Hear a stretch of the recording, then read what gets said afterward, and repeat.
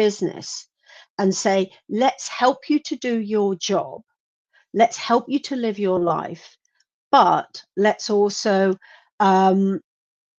give you the feeling that you can do something about it. Because if you make people feel like victims, as David will know, they'll just go, well, if I'm that stupid, maybe I shouldn't have a computer at all. And that's really interesting. So I think that cultural point is definitely something that we want to draw out. And I think, we talked about the individuals, and I think that's often overlooked, isn't it? And for those people on the call, that might be that they're part of an organization and business, but ultimately within that business there's a lot of individuals, and a rising tide floats all boats, doesn't it? So if we get one secure, we get them all secure. Simon, I think this is where sort of Cyber Griffin and the work you do perhaps comes in really well, but absolutely. Do you want to talk a bit? Yes, and that's exactly what this whole unit was about, exactly what Wendy said. We've got to invest. Organizations have to invest in the human. We have to, as you say, we can't just blame people. It's got to be about training, education, awareness. We cannot arrest our way out of this situation, this problem. I think also a lot of the problem stems from as well is that, yes, the risks to organizations are the obvious stuff, like data breaches, reputational damage, the compliance violations, the disruption. If you've got a ransomware attack, there are some clear problems and impacts and risks of social engineering attacks, but it has to come back to the human. And the problem is that organizations have this massive problem that social engineering attacks stems from what you do in your personal life. Attackers are looking at the home itself. It's so hard for organizations, we understand, to deal with this. How do you get HR to teach you how does HR teach you how to form connections or deal with social connections you've had for the last 20 years and what to post, how to communicate in your personal life? Never, I would argue, have there been this overlap between work and home in this way. It used to be, I'm at home, this is my personal life, and this is my work life. Cyber is for the first time bridging that gap. If the IT team asked you what you do in your personal life, you're saying, hang on a minute, it's private. But actually, it's everything to do with your personal life, what you post, what you share. So we need to maybe think about IT as well, having to have this conversations more about what your digital footprint's like. And that is what we do in this unit. We're trying to raise awareness and bridging that gap between home and the workplace. If you're really good at home with the methods you adopt and how you present yourself online, you'll naturally be good in the workplace. So that unit's through Cyber Griffin, is that right? Oh, have we lost Simon? We offer free training on this, and we do various sessions online, in person, across London-based, but across the UK now, effectively offering free cyber awareness training. We're trying to... Cyber is a scary world, and everyone thinks it's technical. Actually, we're trying to say it's not technical. We can actually train you to understand, look for these scams, what to look out for, how to spot these scams, be more aware. And this is what we do in this training in this specialist unit in the City London Police. Yeah, thank you for that. And that's definitely something that we talk to, and that the legislation talks to as well. So we do need those technical controls, and controls such as those included in Cyber Essentials are vital to protecting our estates. But we also need that element of organisational measures as well, and all of this speaks to that. Manny, when I sort of first met you, you were talking about slightly change in tactics, particularly from those AP teams, as you named them, in terms of targeting individuals within organisations for the first time. I was wondering if maybe you could talk about what you're seeing from the enterprise level for organisations, or your own experience of the impact. Yeah, I mean, it's difficult to condense it down, but like the big issue from a social engineering perspective from these guys, it's a little bit different, I suppose, than from an individual level, right? The big issue are these info-stealer credentials, so little piece of malware that steals your credentials plus session tokens and all that stuff being used, and then the AP teams can deliver the social engineering ploy from a trusted account from inside of network parameters, right? As opposed to trying to spoof their way in or mimicking a trusted account. Right off the bat, you have a much more credible ploy because it comes from someone that's verified, somebody you may know or may not know, or at least someone who realistically has a reason to contact you. So that makes it harder straight off the bat. The other thing, of course, which I think is a little bit of the elephant in the room, at least when it comes to the UK, is I think it's pretty well known that almost all of the large, really impactful attack we've seen this year, right? So couple of retail chains, couple of airlines, couple of automotive makers, they all tie back to someone who or a certain sort of outsourced MSP.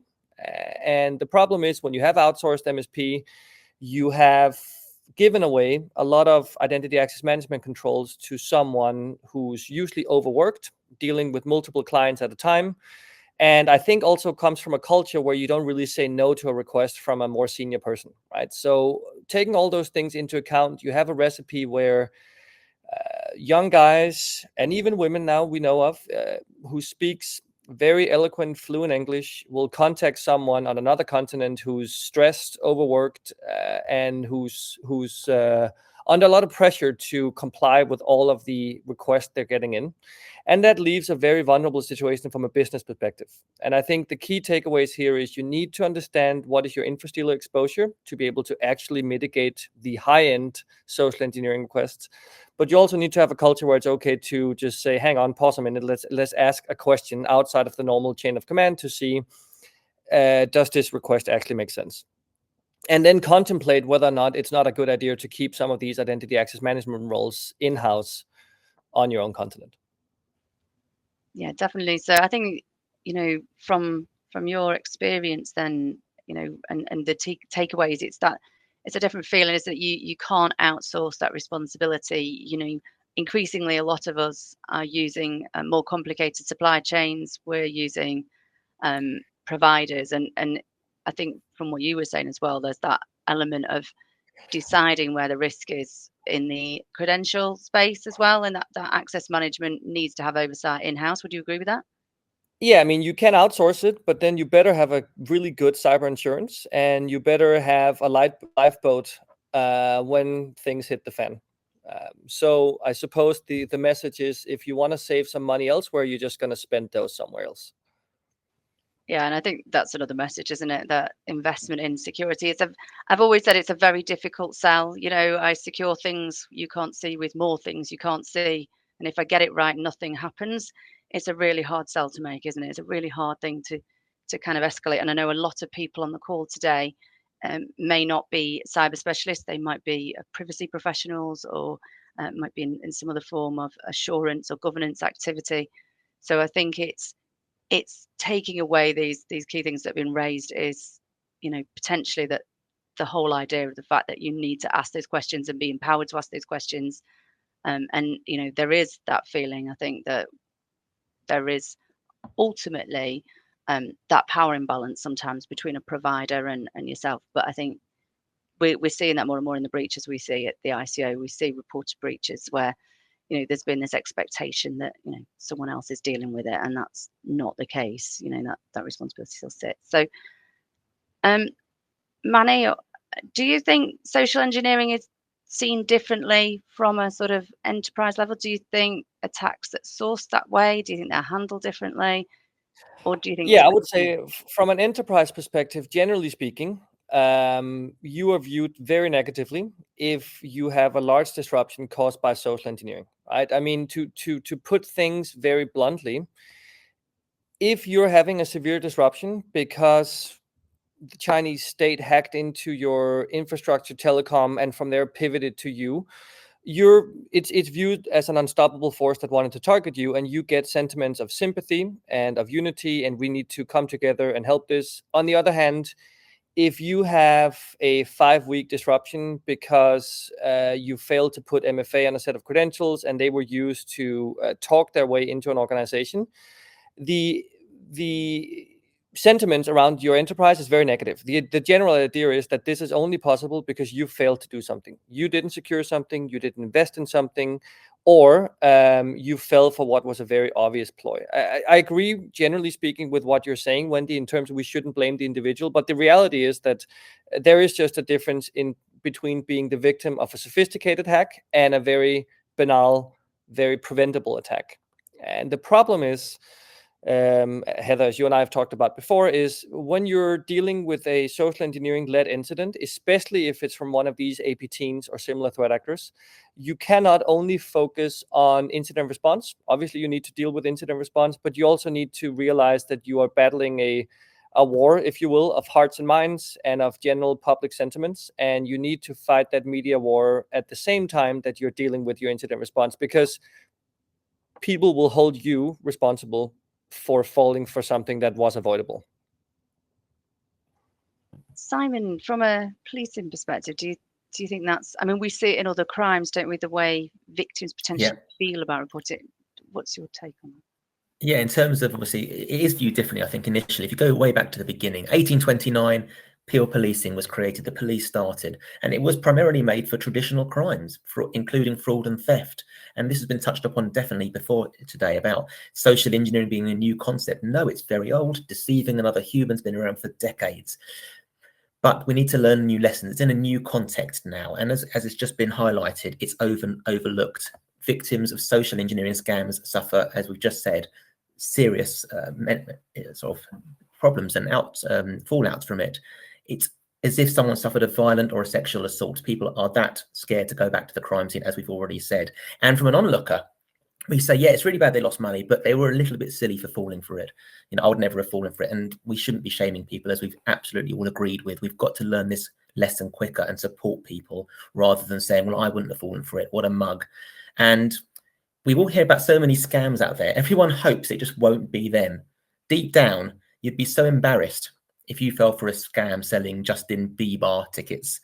And I think that's what we need to try and do. It's definitely viewed very, very differently. Absolutely. I could see you nodding vigorously there, Wendy. And obviously from the things you've already said on the call today, you know, that idea of culture and awareness. Do you think organisational culture ultimately influences the likelihood of success of an attack? Do you think it changes the success initially, or do you think it's more about the handling and the response of the attack? Where do you think the culture plays a part in the whole chain, or do you think it's a golden thread throughout the whole of it?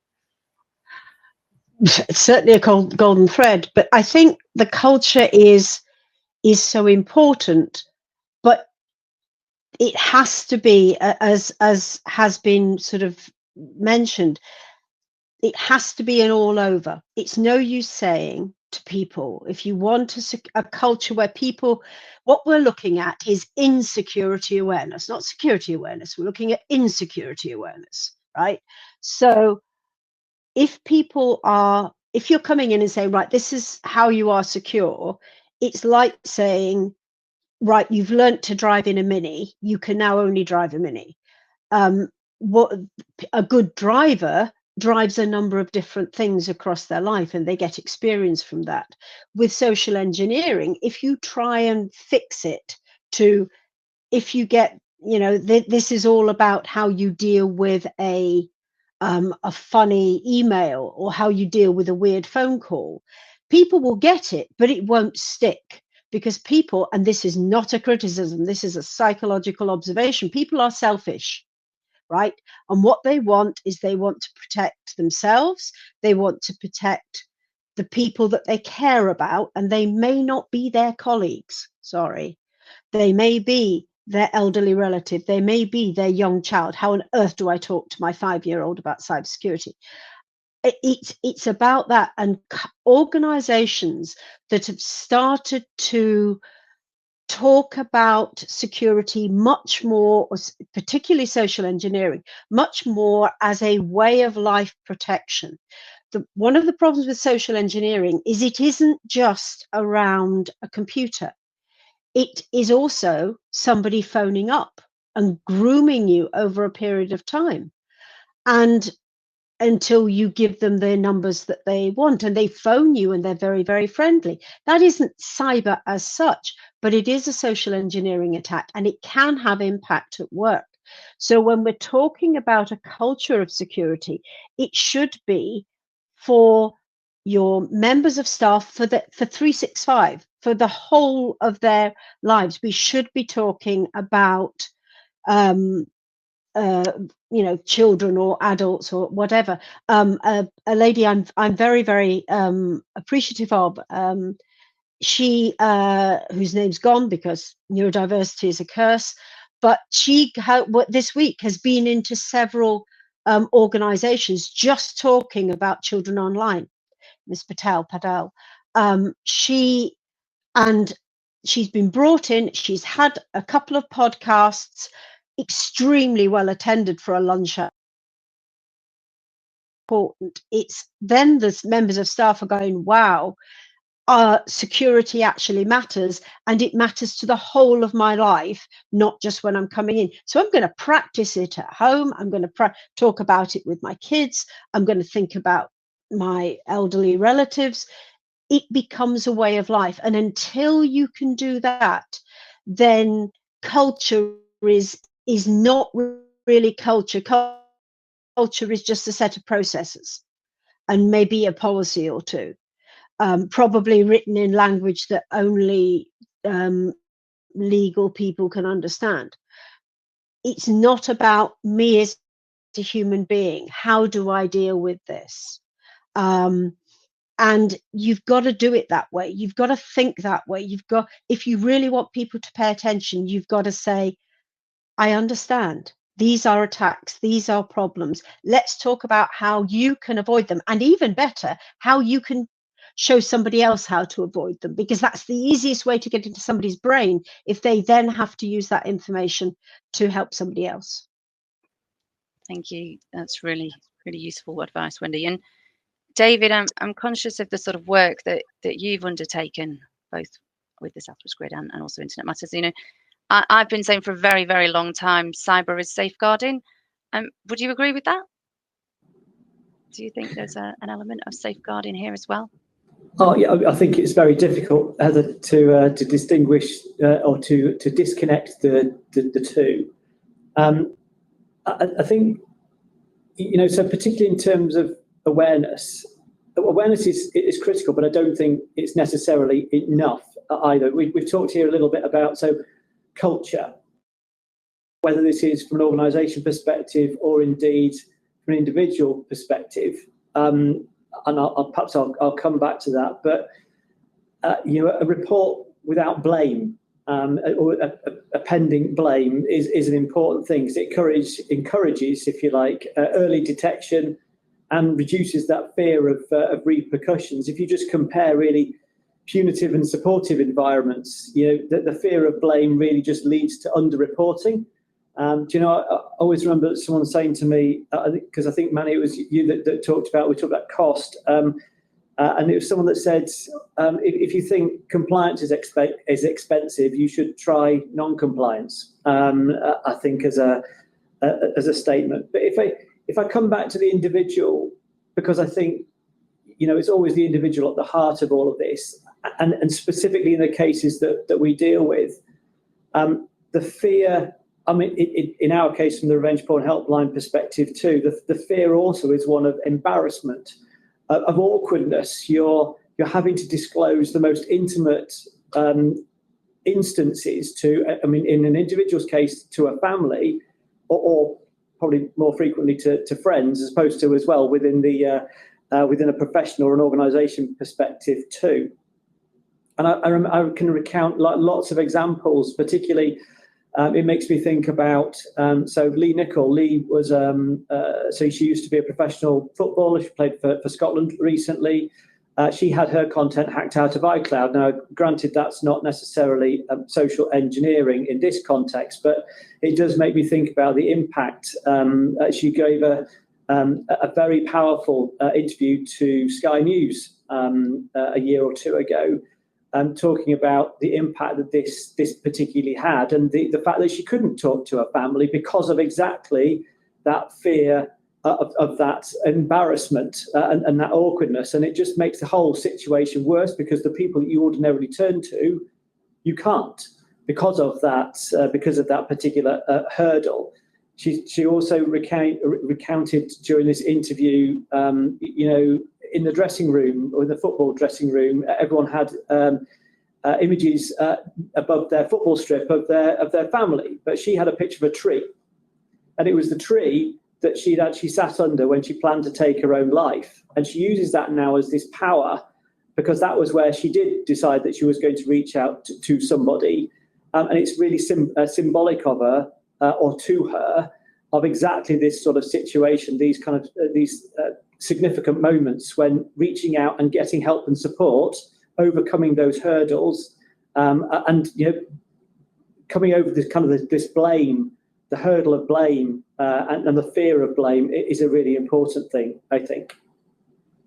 Yeah, no, I would definitely agree with that. And that report to get support message is often lacking in organisations, and it definitely needs to change. I mean, certainly in the days when, way back when now, but I was IT managing, and I remember a colleague coming sort of sidling almost round a door frame and sort of saying, "Heather, I'm really sorry, I clicked on something."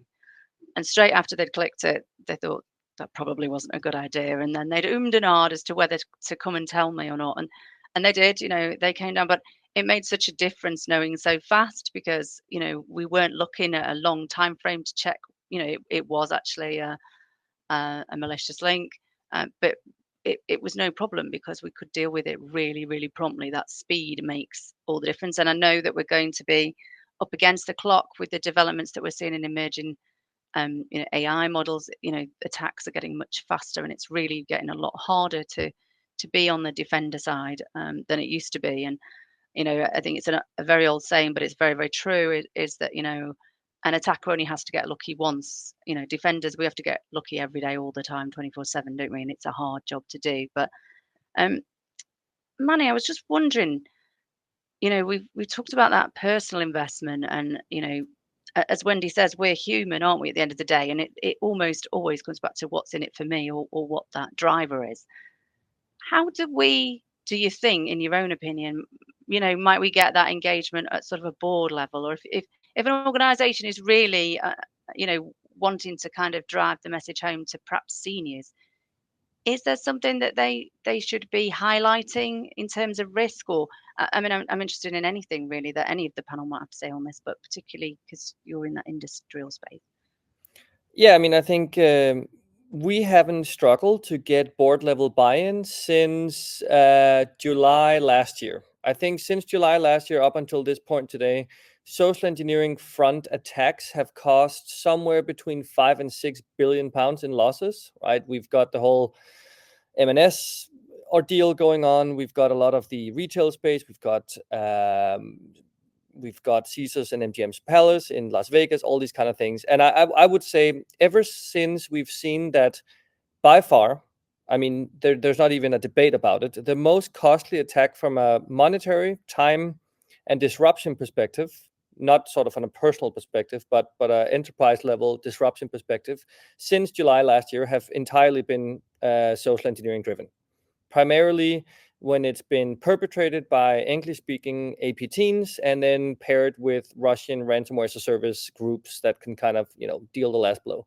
So that's kind of driven board level investment in this in and of itself. Where before we struggled to talk about it, now everyone wants to talk about it.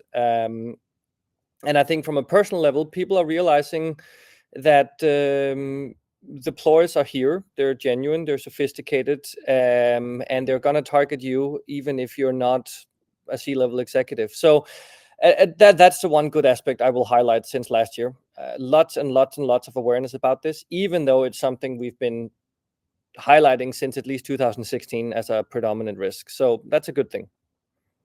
So do you think there's specific steps that organizations should be taking in this space to try and prevent? Yeah, I mean, I think so.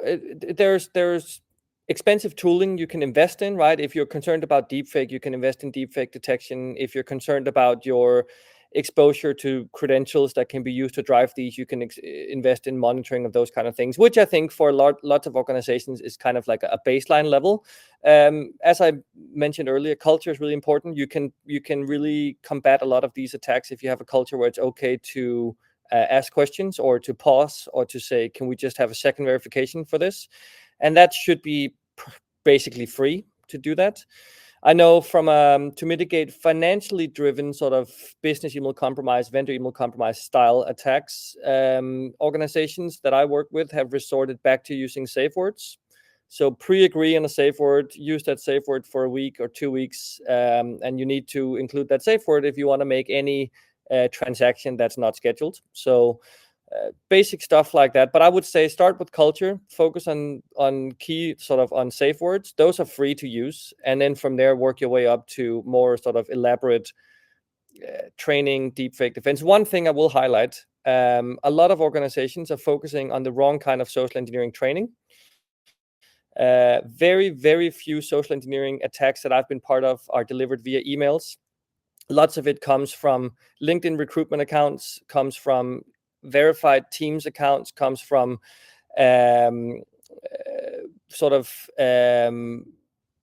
not socially engineered, but comes from legitimate Google sites where they've done malvertisement on those. So I would say that if you want to raise awareness around this, if you are focusing on emails and on phishing links from an organizational perspective, you're mitigating the threat from 2022. You're not really mitigating the threat that's facing you today or tomorrow.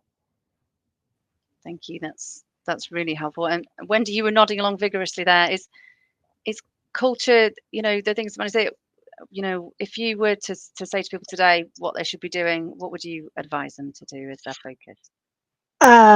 Right. Well, there's a couple of things. One is I'm halfway through rereading a textbook, which is almost unheard of. I cannot sit down and read anything. It's called Access Denied by Gemma Davis, and it is around accessibility. And it's around whether it's basically saying if you have to give people a workaround, for example, like me, because they can't remember passwords, they have to write it down, then your security isn't right. You've got a mistake. The workarounds are a problem. So we have to look at all of our workforce and say, are we making it possible for them to work securely?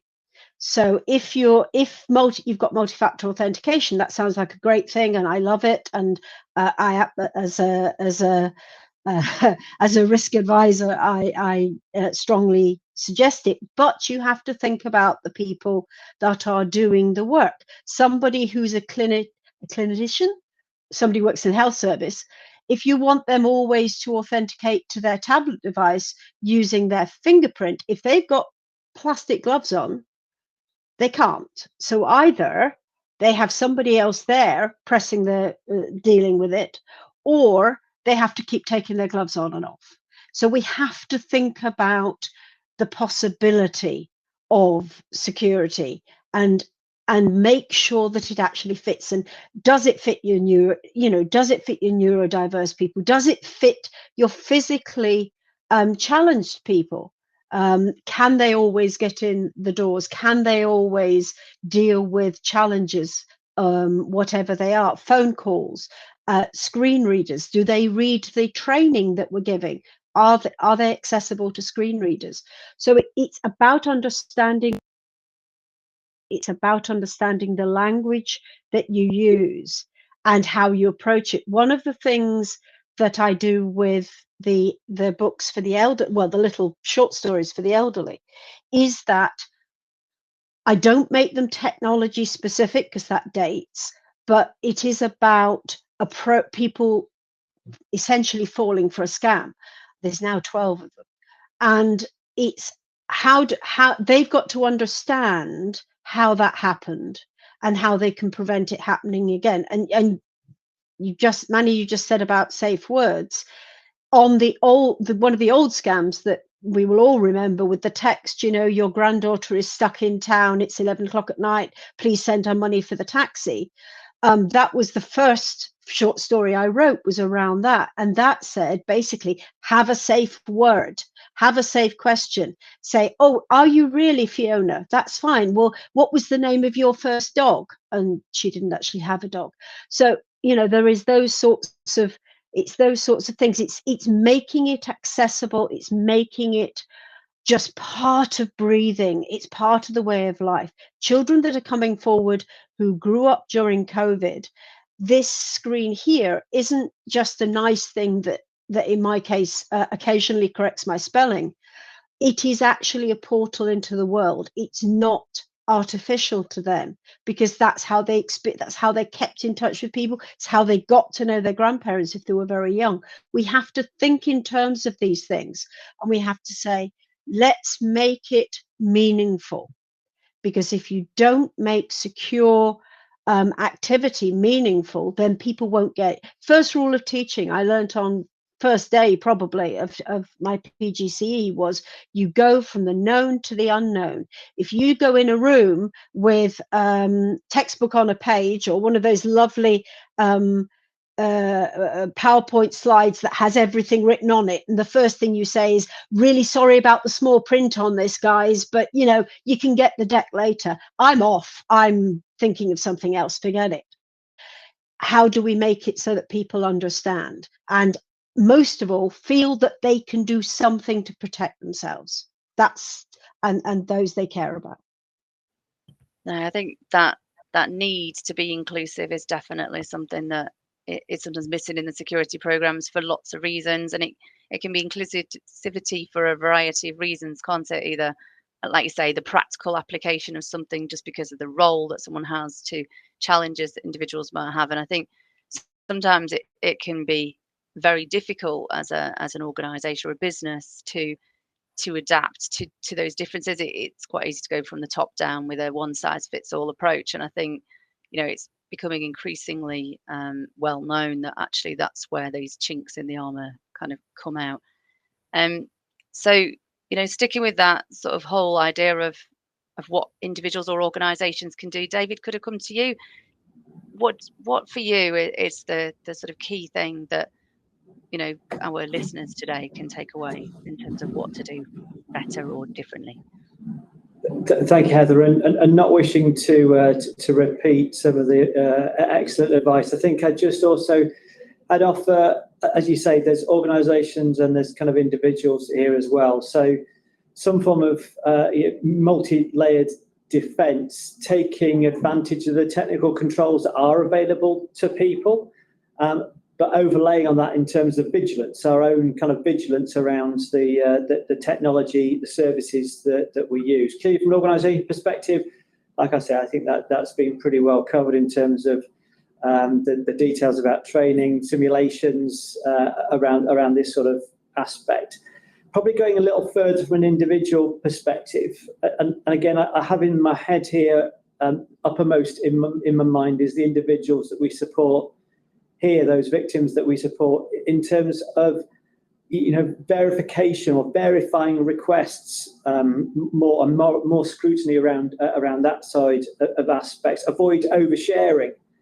I think now it's a very easy thing to say, and a very difficult thing to actually to implement. But I think it's something very much to consider as part of our normal life.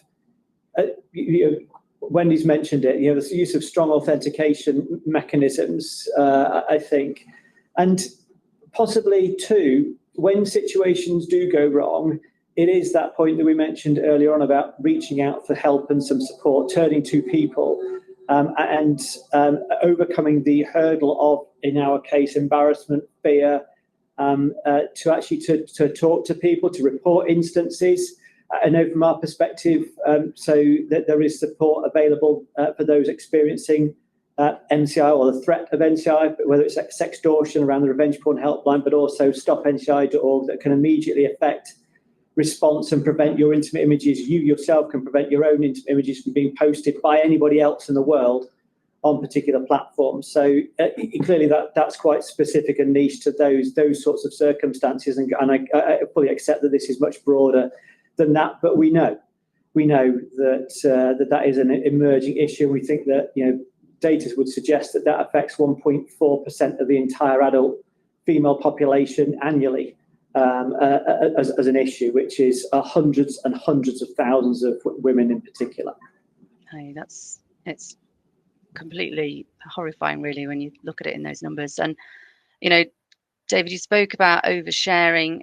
Simon, we're seeing this more, aren't we? As you say that, and Wendy's talked about it, that blur between the private oversharing that we tend to think of on the social media platforms that are very well recognised against versus things like LinkedIn, and I know Manny referenced this as well. What would it's exactly the same problem, exactly, and that's the thing people don't really realize sometimes. LinkedIn is social media, and you might have a really good lockdown settings. I'm really good at understand this, but my wife is terrible. She tags me in everything, and this is quite a famous story of a CEO who was so well sort of not invisible on the internet, but the wife was tagging him in everything. So yeah, it's about your surroundings as well. It's not just you, it's the wider family. If you've got kids, your grandparents tagging you. So it's really that awareness of everyone about oversharing and how easy it is to share stuff with the world. You don't even realize it. And we say regularly, Google yourself, Google your name, Google your address, try and find everything about yourself. If you can find it, so can the criminals.